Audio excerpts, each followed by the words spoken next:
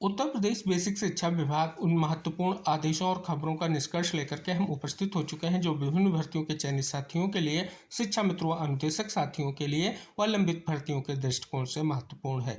साथ ही शिक्षा जगत की और भर्ती विशेष की महत्वपूर्ण खबरों का निष्कर्ष भी साझा करेंगे। साथियों, बहुत बड़ा आदेश यहाँ पर जो है शिक्षक समायोजन प्रक्रिया से रिलेटेड जारी हो चुका है।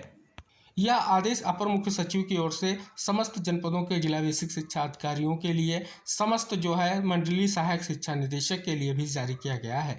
जैसा कि 6/7/2026 को जो सुनवाई हुई है, कोर्ट का जो आदेश जारी हुआ है, उस आदेश के अनुपालन के परिप्रेक्ष्य में महत्वपूर्ण ये आदेश है। साथियों, जैसा कि यहाँ पर इंगित कराया गया है कि उक्त केस में सचिव उत्तर प्रदेश बेसिक शिक्षा परिषद प्रयागराज द्वारा माननीय उच्च न्यायालय के समक्ष दिनांक 13/7/2026 तक शपथ पत्र के माध्यम से निर्धारित प्रारूप पर सूचना उपलब्ध कराया जाना है। साथियों, अगली सुनवाई की डेट जो निर्धारित की गई है वो 20 जुलाई निर्धारित की गई है। साथियों, जो सूचना मांगी गई है 6 प्रारूप यानी 6 जो है आप यहाँ पर अवलोकन करेंगे, 6 प्रकार के प्रारूप यहाँ पर दिए गए हैं।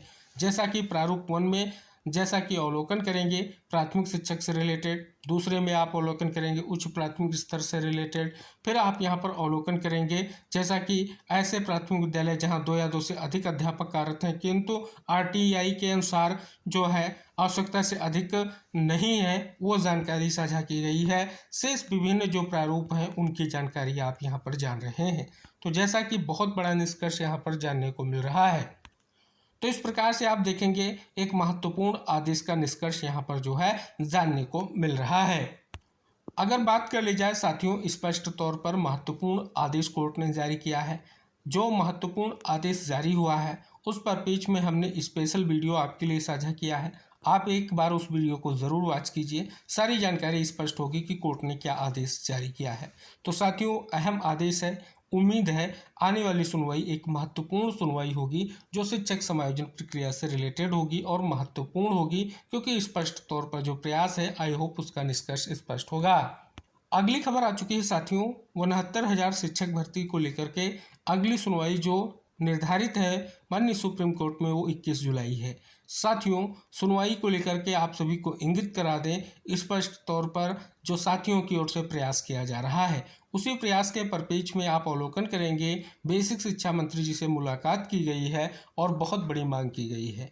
जैसा कि आप सभी यहाँ पर अवलोकन करेंगे कि 21 जुलाई की सुनवाई में सुप्रीम कोर्ट में जो है सरकार के अधिवक्ता कोर्ट में समय से उपस्थित होकर आरक्षित वर्ग के अभ्यर्थियों के हितों का ध्यान रखते हुए पक्ष रखें, इस विशेष महत्वपूर्ण पहलू को लेकर के बड़ी मांग की गई है। तो आने वाली सुनवाई महत्वपूर्ण है, जैसा कि आप सभी को पहले से ही ज्ञात है। पिछली सुनवाई में कोर्ट ने बहुत ही महत्वपूर्ण आदेश जारी किया है जो स्पष्ट तौर पर हाई कोर्ट डबल बेंच के फैसले के अनुपालन के परिप्रेक्ष्य में बहुत ही महत्वपूर्ण है। तो क्या अगली सुनवाई का महत्वपूर्ण निष्कर्ष रहेगा, सुनवाई के बाद हम निष्कर्ष आपके लिए अवश्य साझा करेंगे। साथियों, अगली बड़ी खबर आ चुकी है 72,825 शिक्षक भर्ती की सुप्रीम कोर्ट सुनवाई को लेकर के आखिरकार इंतजार समाप्त हो चुका है। साथियों, सुनवाई को लेकर के याचिकाएं जो हैं 13 जुलाई को लिस्टेड हो चुकी हैं। यह सुनवाई कोर्ट नंबर 7 में सीरियल नंबर 44 पर जस्टिस दीपांकर दत्ता सर की बेंच में होगी। इससे पहले साथियों सुनवाई जो भी हुई है वो जस्टिस संजय करोल सर की बेंच में हुई है। तो इस प्रकार से अब एक और नई बेंच में मैटर की सुनवाई होगी जो बहुत ही महत्वपूर्ण है। हालांकि बात कर ली जाए उत्तर प्रदेश की विभिन्न जो शिक्षक भर्तियों से रिलेटेड मामले जस्टिस दीपांकर दत्ता सर की ही बेंच में सुने जा रहे हैं। इससे पूर्व में 29,334 गणित विज्ञान जूनियर शिक्षक भर्ती पर फैसला भी आ चुका है और 69,000 शिक्षक भर्ती का मामला भी जस्टिस दीपांकर दत्ता सर की बेंच में ही कहीं ना कहीं पेंडिंग है। और अब 72,825 शिक्षक भर्ती के मामलों पर सुनवाई जो है होगी जो बहुत ही महत्वपूर्ण है। अब स्कूलों में ज़्यादा देर तक पढ़ने लगे बच्चे, शिक्षा मंत्रालय की ओर से स्कूलों में शिक्षा की गुणवत्ता, छात्रों के सीखने के स्तर व आधारभूत सुविधाओं का आकलन करते हुए जो है PGID 2025-26 जारी कर दी गई है, जैसा कि निष्कर्ष इंगित कराया गया है। अपार ID में प्रदेश के पिछड़े जिलों की बनेगी सूची।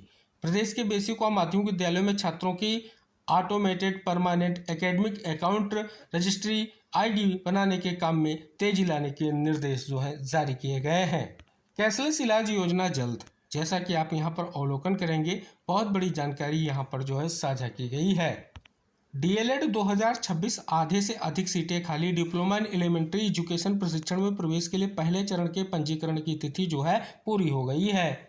उत्तर पर सवाल। टीटी उत्तर कुंजी जारी होने के बाद छात्रों ने कई प्रश्नों के उत्तर पर दर्ज कराई आपत्ति। जैसा कि अवलोकन करेंगे, विभिन्न निष्कर्षों के साथ बड़ी खबर साझा की गई है। तो जैसा कि 69,000 शिक्षक भर्ती अभ्यर्थी बेसिक शिक्षा मंत्री जी से मिले हैं, अपनी बात को रखा है आने वाली सुनवाई के परिपेक्ष में।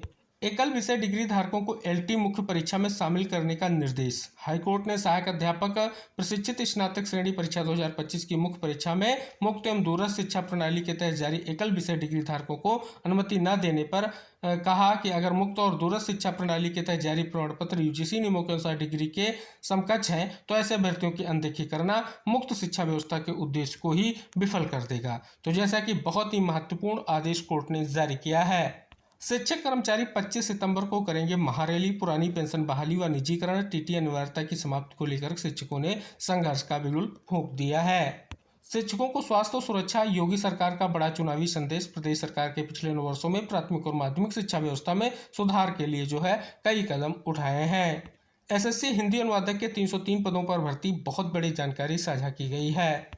तो एसएससी जेईई 2025 का पहला विभाग आवंटन परिणाम जारी। संयुक्त हिंदी अनुवादक के 303 पदों पर भर्ती, संभावित रिक्तियां जारी। ग्रुप डी में आवेदन स्वीकार हुआ अथवा निरस्त, स्टेटस जारी। साथियों, माध्यमिक विद्यालयों में 100% उपस्थिति के निर्देश जारी किए गए हैं। उत्तर प्रदेश माध्यमिक शिक्षा परिषद से संबंध करीब 29,000 माध्यमिक विद्यालयों में शिक्षकों, कर्मचारियों एवं छात्र छात्राओं के ऑनलाइन उपस्थिति वेब पोर्टल या मोबाइल ऐप के माध्यम से दर्ज कराए जाने की व्यवस्था लागू की गई है। अनुकंपा पर नियुक्त आश्रित भी होंगे ओपीएस के हकदार, बहुत बड़ी जानकारी आ गई है। होम्योपैथी कॉलेजों की मान्यता अटकी, फंसेंगे दाखिले, बहुत बड़ी जानकारी साझा की गई है। यूपी के 1 लाख स्कूलों में अब भी नहीं लगे कंप्यूटर, बहुत बड़ी जानकारी आप सभी के समक्ष आ चुकी है। सरकारी स्कूलों में 1,344 शिक्षक बढ़ेंगे। राजकीय माध्यमिक विद्यालयों में शिक्षकों के 1,344 पद और बढ़ेंगे। सहायक अध्यापकों की भर्ती परीक्षा का पाठ्यक्रम जारी हो चुका है, जैसा कि हमने कल विस्तृत निष्कर्ष आपके लिए साझा किया है। परीक्षा केंद्र के लिए 20 तक अपलोड करनी होगी जानकारी, बहुत बड़ी जानकारी आ चुकी है यूपी बोर्ड परीक्षा केंद्र निर्धारण को लेकर के। एक और आदेश आप देखेंगे स्पष्ट तौर पर जारी हुआ है विशेष शिक्षक भर्ती को लेकर के, जैसा कि आप यहां पर अवलोकन करेंगे। एक बार फिर से बहुत बड़ा निष्कर्ष यहां पर जानने को मिल रहा है। जो स्पेशल एजुकेटर्स विभिन्न आउटसोर्स कर एजेंसियों के माध्यम से कार्यरत थे, उनके लिए जो है बहुत बड़ी और महत्वपूर्ण खबर आ चुकी है। उत्तर प्रदेश ईसीसी एजुकेटर भर्ती के अंतर्गत 130 पदों की विज्ञप्ति जारी हो चुकी है। यह विज्ञप्ति जनपद अमेठी की है। आवेदन की लास्ट डेट 25/7/2026 है। तो जैसा कि यहाँ पर देखेंगे, आप सभी के समक्ष एक महत्वपूर्ण जानकारी स्पेशल एजुकेटर से रिलेटेड है। महत्वपूर्ण आदेश जो है जारी हुआ है, निष्कर्ष आप यहाँ पर जान रहे हैं। तबादलों में हुई गड़बड़ी में सुधार की मांग की गई है, निष्कर्ष साझा किया गया है। उत्तर प्रदेश शिक्षा सेवा चयन आयोग की ओर से एक शुद्ध पत्र या विज्ञप्ति जारी की गई है, जैसा कि आप यहाँ पर अवलोकन करेंगे।